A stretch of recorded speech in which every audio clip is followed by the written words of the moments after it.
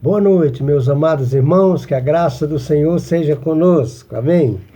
Nós louvamos a Deus por mais uma oportunidade que temos de estar na casa do Senhor, bendizendo o seu nome, engrandecendo o seu nome e aprendendo da sua palavra. Eu quero convidar os irmãos, nós continuaremos observando aí no livro de Jeremias, uma palavra de Deus para o nosso coração. De certa forma, nessa noite, uma exortação.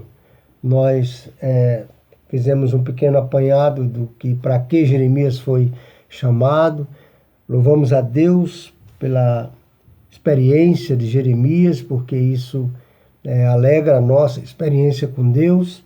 E da mesma forma, a continuação, o para qual motivo Deus chamou, convocou Jeremias, nós estaremos aí continuando, aprendendo um pouquinho da palavra do Senhor. E num momento oportuno, como agora, vamos trabalhar uma exortação, ou seja, um aconselhamento de Deus para o nosso coração, tá certo?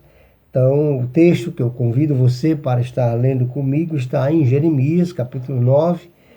Nós vamos ler apenas 2 versículos e vamos fazer uma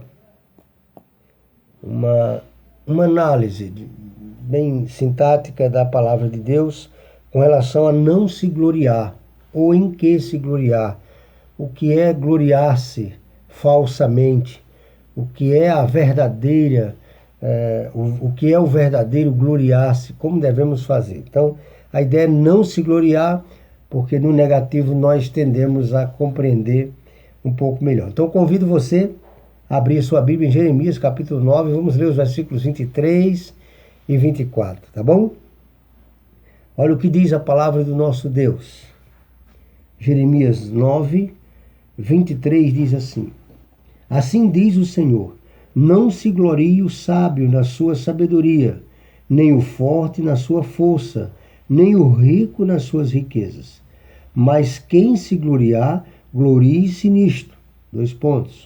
Em me entender e me conhecer, pois eu sou o Senhor que pratico a fidelidade, o direito e a justiça na terra, porque me agrado destas coisas, diz o Senhor. Então o Senhor trata aqui de como não se gloriar, e ele cita 3 pontos, digamos assim, principais, primordiais para o segmento, para a vida do Filho de Deus.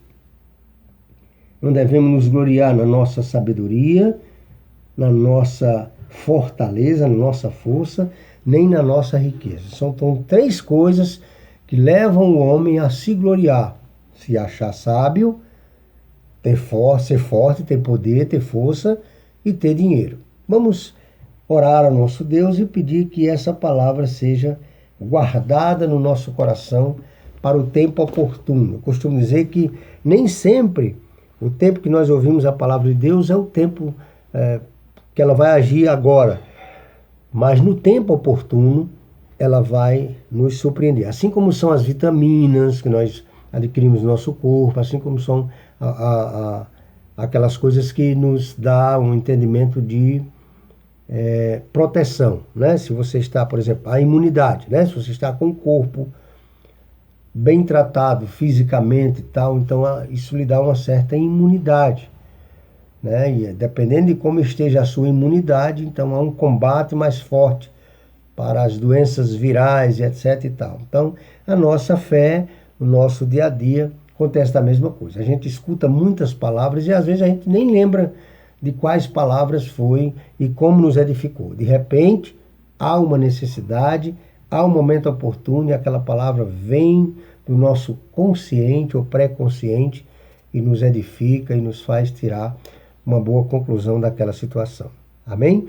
Então vamos orar ao nosso Deus para que Ele guarde essa palavra no nosso coração e que ela venha render, nos ajudar, nos abençoar no tempo oportuno e, por que não, agora também.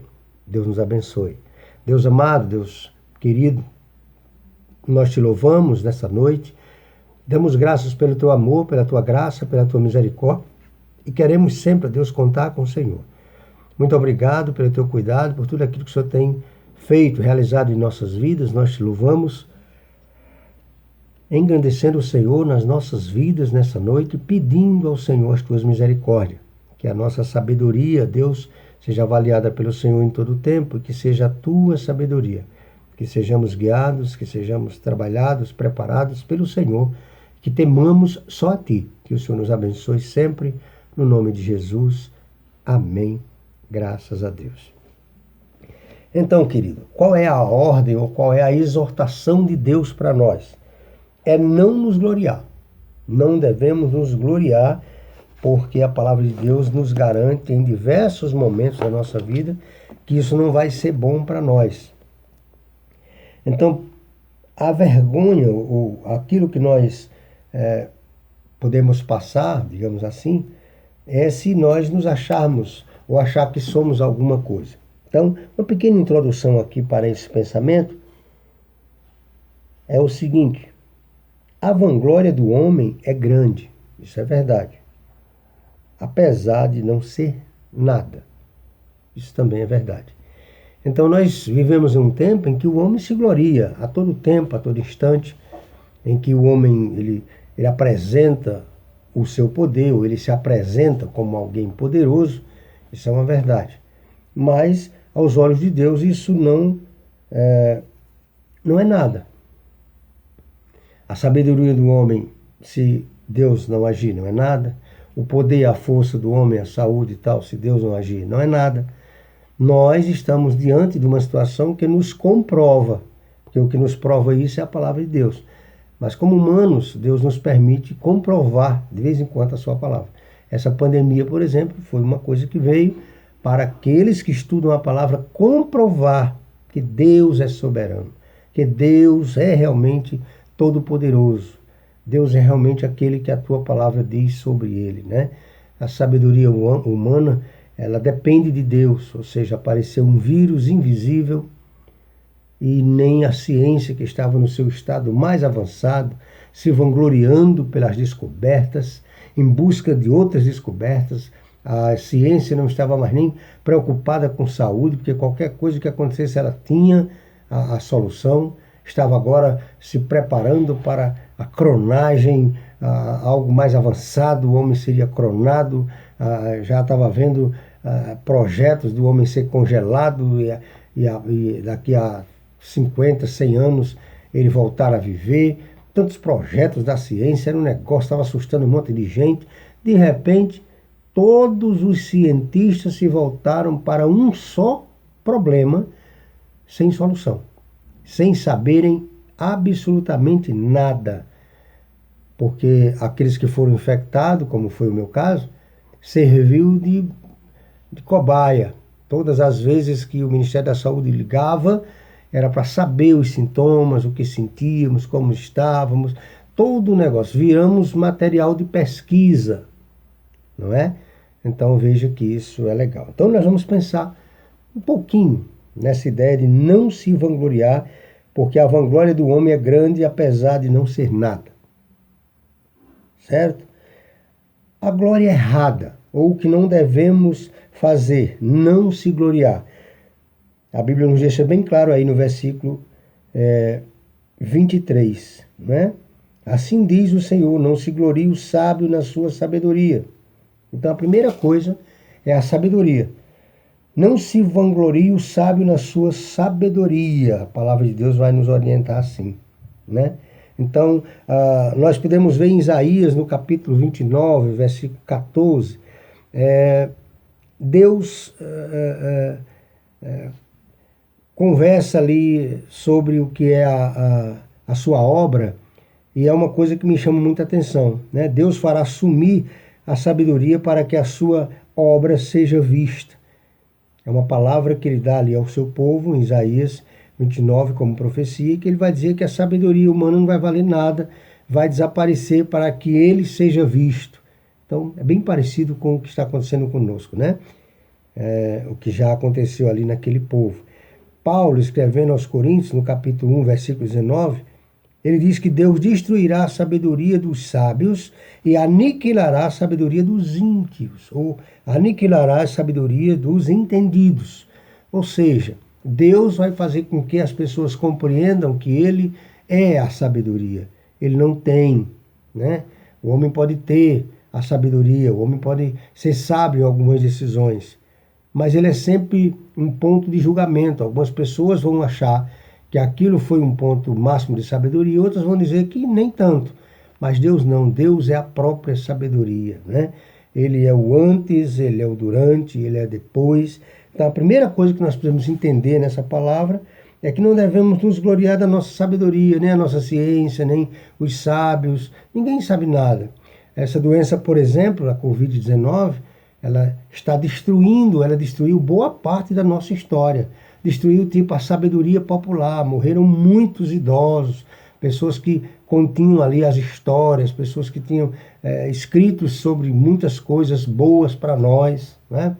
Porque quem tinha conhecimento de alguma coisa 100 anos atrás, senão aqueles que tinham 80, aqueles que tinham 70 anos? Foram esses que foram os primeiros atingidos, né? Então não devemos nos vangloriar nisso, devemos prestar muito bem atenção. Então, do poder. Então a ideia é que com a própria força não se consegue nada. Com a própria força não se consegue nada. No livro de Daniel, no capítulo 4, versículo 28 a 33, o cumprimento da profecia de Daniel acontece ali com o rei Nabucodonosor. O que é que a profecia dizia sobre ele? Que ele perderia o seu reinado. Então esse pequeno trecho aqui, do 28 a 33, vai dizer que na hora que Nabucodonosor começou a olhar o seu reinado, começou a olhar a sua riqueza, a sua força, e ele começou a achar que ninguém o tocaria, que ninguém ousaria lhe tocar, porque era grande o seu reinado. O texto vai dizer ali que na mesma hora a palavra do Senhor veio sobre ele e ele perdeu. A palavra foi o seguinte: passou de ti o teu reinado. E ele perdeu toda a força, todo o reinado, tudo o que tinha, ele perdeu, e que a ideia ali é que imediatamente ele perdeu tudo aquilo que ele achava que tinha. É uma experiência que eu lembrei quando estava pensando em relação a poder, em relação à autoridade. Ninguém tem poder ou autoridade se Deus não permitir. Então não devemos nos gloriar no poder, porque o poder passa. Essas coisas tudo passa. Então nós não podemos nos vangloriar na riqueza, como diz também aí no versículo 23, né? Não podemos nos vangloriar da riqueza, pois pode desaparecer rapidamente. Um exemplo que nós pegamos também no Velho Testamento foi justamente aqui em 2 Reis, no capítulo 20, versículo de 12 a 19. Então nós podemos ver que Deus traz uma palavra ao rei Ezequias, né, por meio de Isaías, com relação à sua riqueza.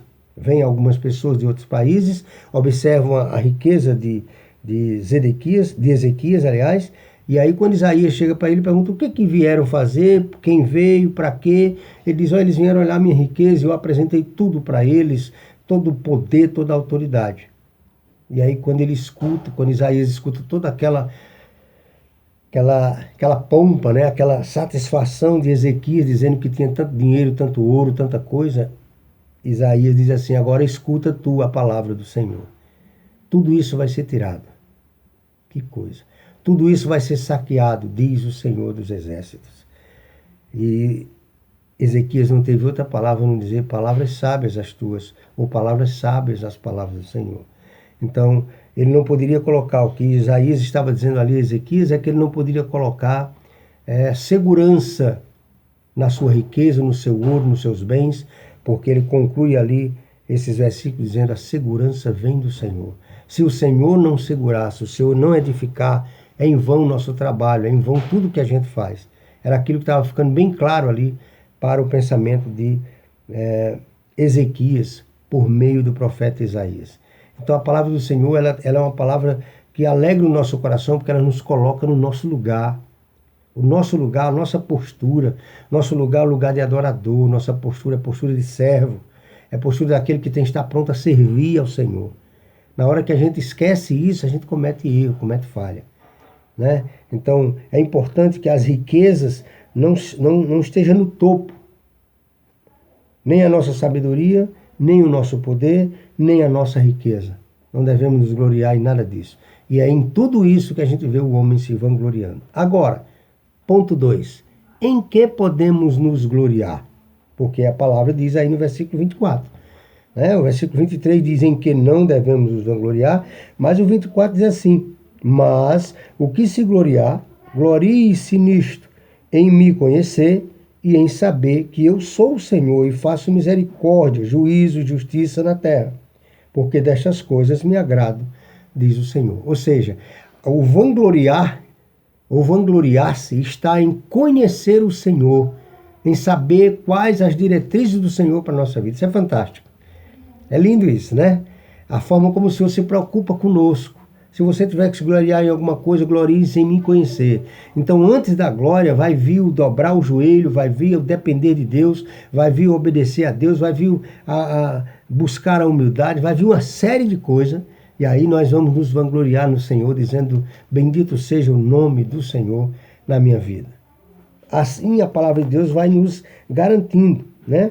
Qual é a glória correta? Então a Bíblia diz: quem gloriasse, glorie-se no Senhor, como está no versículo 24, e o apóstolo Paulo também, escrevendo aos Coríntios, no capítulo 1, versículo 31, ele vai dizer: porém aquele que se gloriar, glorie-se no Senhor. Ele está dizendo que nem é necessário haver esse comportamento. Mas se você quiser fazer, se isso fizer parte da sua vida de adorador, que vanglorie-se no Senhor, não em você, nem no que você faz, nada do que você faz. A outra coisa que você deve se vangloriar, como Paulo escrevia aos Romanos, no capítulo 33, vanglorie-se do conhecimento de Deus. Irmãos, nessa ideia aí do capítulo 11, versículo 33, nós temos aí o hino de adoração ao Senhor, quando o apóstolo Paulo começa a ensinar os irmãos. Ó profundidade das riquezas, da sabedoria.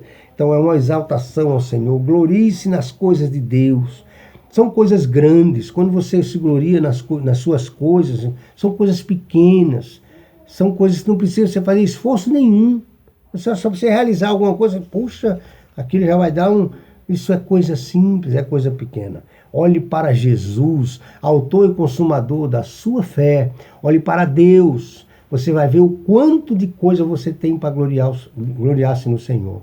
Para olhar para Ele, para chorar na presença dEle, para dizer como Tu é grande, para repetir as palavras de Jó ali, sofrendo, quebrado, mas dizer: ó Senhor, eu sei que o Senhor existe na formação ou antes da formação, enquanto estava ao Teu redor os anjos do Senhor, o Senhor dava ordens.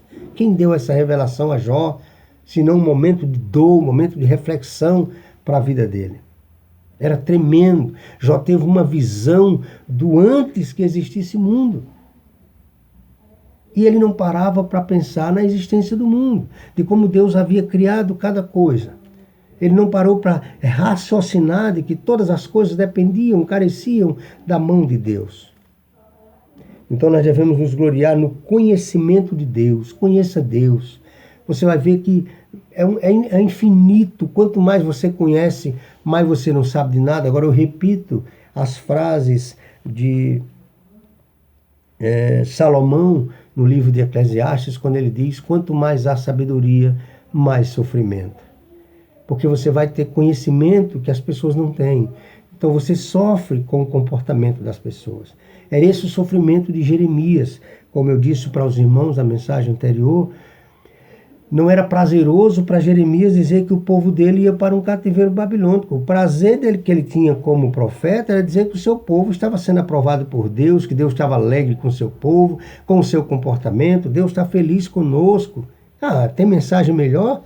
Não, mas ele foi chamado e obrigado por Deus, porque ele era boca de Deus, a dizer a verdade para o povo. Essa é a mensagem do Evangelho. Vai dizer o que Deus mandar dizer, o que Deus vai aonde Deus mandar ir. Essa é a grande diferença de você compreender, no gloriar-se no conhecimento de Deus. Glorie-se na cruz, disse o apóstolo Paulo. Por que você não gloria-se na cruz? Como está escrito em Gálatas 6,14. A palavra de Deus vai nos colocar nessa posição.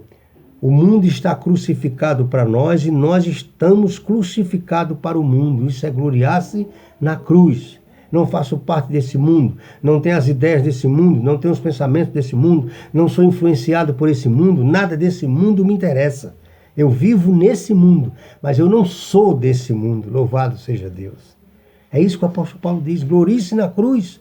Diga que o mundo está crucificado para você, assim como Jesus representou ali a sua morte, morrendo a sua morte para você viver a sua vida.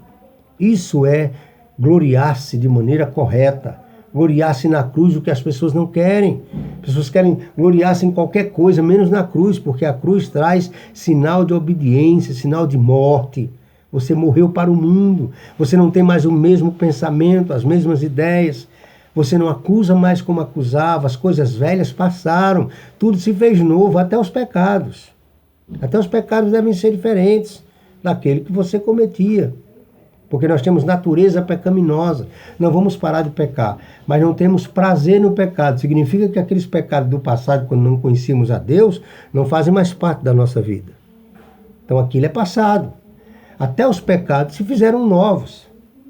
Todas as coisas diante de Deus se fizeram novas. Então glorie-se na cruz. Outra coisa que o apóstolo Paulo diz aos Romanos no capítulo 5, versículo 3. Glorie-se na tribulação. Irmãos, essa palavra é impressionante porque a tribulação ela produz perseverança. Por que as pessoas não estão perseverando na doutrina do Senhor? Por que as pessoas não estão perseverando na palavra de Deus? Por que as pessoas não estão perseverando nas igrejas sérias que pregam o evangelho? Porque elas não querem passar por tribulação. E quem não passa por tribulação dificilmente vai entender o que é perseverança. Perseverar o quê? A igreja se torna sem graça. Eu estou numa igreja que eu vivo do mesmo jeito que o mundo vive. Então qual é a tribulação que eu vou ter? Nenhuma. Eu vivo numa igreja que eu me comporto do jeito que o mundo se comporta. Então que tribulação eu tenho? Eu tenho que compreender que algumas tribulações na minha vida virão para me dar crescimento. E nesse crescimento vai produzir em mim, diz a palavra de Deus, perseverança. Quer perseverar no reino de Deus, faz a coisa certa e receba do Senhor a tribulação, se porventura ela vier. Não foi assim na vida de Jó? Terminou tudo aquilo, ele disse, Senhor, me perdoe, como eu sou pequeno, porque eu te conhecia de ouvir falar. O meu comportamento era porque eu ouvia falar do Senhor, mas agora não. Agora os meus olhos te veem. Agora o meu comportamento é com base naquilo que o Senhor fala. Que maravilha. Um relacionamento começava ali na vida de Jó. E Deus lhe deu nova família, Deus lhe deu novos bens, Deus lhe deu novas esposas. Deus só não renovou seu casamento. Permaneceu o mesmo casamento, a bênção. Maravilha. O homem obediente a Deus. Então, a gente tem que compreender isso, a tribulação, até na tribulação. Quem a gente está vendo se gloriando na tribulação? Irmãos, eu glorifico o nome do Senhor. O que você aprendeu nessa pandemia? Aprendeu a amar mais? Aprendeu a ver a dor do outro? É coisa que a gente tem que perguntar. Então, alegre-se e vanglorie-se na glória vindoura. O apóstolo Paulo diz também aí no capítulo 5 de Romanos, o versículo 2. Glorie-se na esperança de vida eterna. Eu me glorio na esperança de vida eterna. O meu Senhor me prometeu a esperança na vida eterna e eu espero em nome de Jesus e alcançarei para a glória de Deus. A igreja do Senhor será arrebatada para a palavra dele se cumprir nas nossas vidas, assim como se cumpriu na vinda de Jesus. Isso é se vangloriar na esperança que há em Cristo Jesus. É assim que nós devemos nos vangloriar. E por último, irmão, vangloriar-se na nossa fraqueza. Eu quero convidar você para ler comigo. 2 Coríntios 11:30. Olha o que a palavra de Deus vai nos ensinar. 2 Coríntios, você pode ver comigo aí.